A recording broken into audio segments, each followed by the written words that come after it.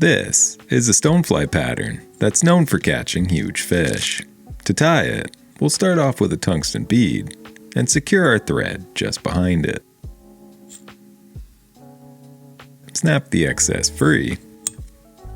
Grabbing some lead-free wire, we'll insert the wire into the bead, securing it tightly in place, transferring our thread in the opposite direction, and begin wrapping the wire in close-touching spirals back towards our hook point. Once happy, we'll secure it in place with our thread and helicopter the excess free. At which point, we'll continue wrapping backwards towards the bend of our hook. We'll then grab some hare's ear dubbing. Here I'm using olive. Create a small dubbing noodle and wrap this just at the back of your fly, creating a small buildup of dubbing that we'll use in our next step. With this complete, we'll brush it out to give it that nice, buggy look. Before grabbing some biots, here I'm using brown, stripping a couple free, placing them in a V formation, and securing them at the back of the fly. With the biot secured tightly in place, we'll wrap backwards towards our dubbing ball that we've used to help splay out our biots. With this complete, we'll wrap back up towards the wire. Next, we'll grab some flash. Here I'm using medium in the color olive. Secure this to the top side of your fly, once again wrapping backwards towards our tail.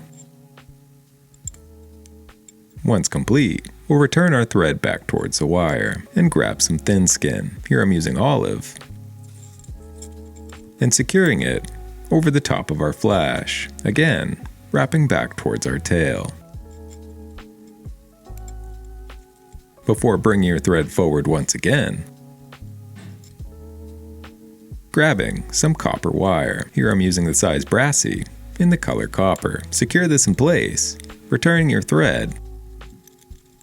Before grabbing some peacock herl, we'll trim off the tips. Secure it in place, once again, wrapping back towards our tail. With these secured tightly in place, we'll bring our thread forward once again. Before grabbing our peacock herl, spinning it up, and wrapping it forward in close touching spirals, and continuing to build up a transition as we work towards our thread. You can do so by wrapping it forward, and if needed, wrapping back on it slightly to help build up that transition.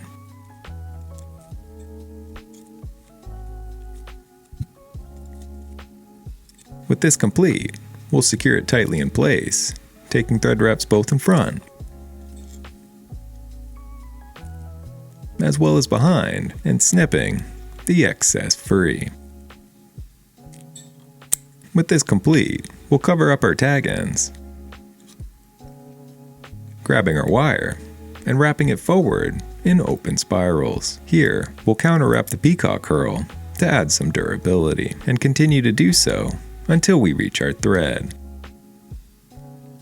Secure it tightly in place, taking thread wraps both in front as well as behind before helicoptering your excess free.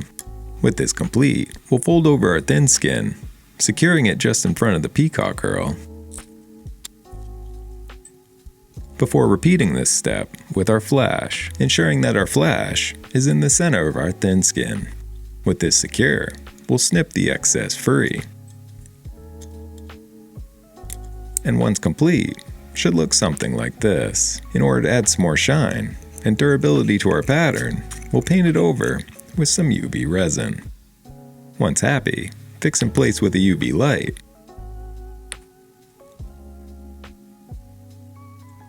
Before grabbing some more flash, here I'm using lateral scale.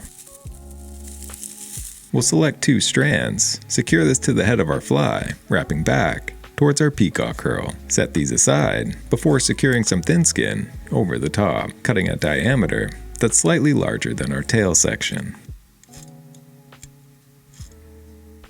Once complete, we'll create another dubbing noodle of some olive hare's ear, wrapping this just in front. Before brushing it out, to give it that nice, buggy look. At which point, we'll grab some more brown biots and securing it to the other side. Keep your excess free and cover up the tag ends.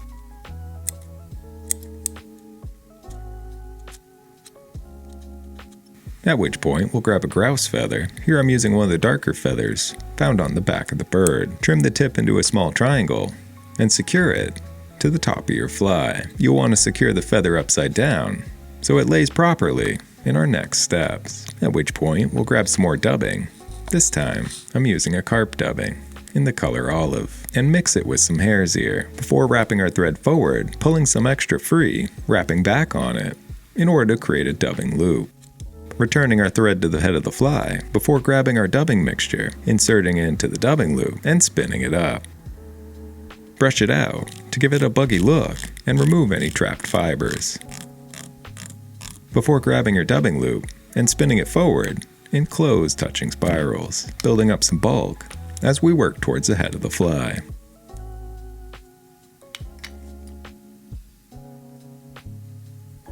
With this complete, we'll secure it in place, taking thread wraps both in front as well as behind and snipping your excess free. At which point, we'll grab our dubbing brush, brushing it out so the fibers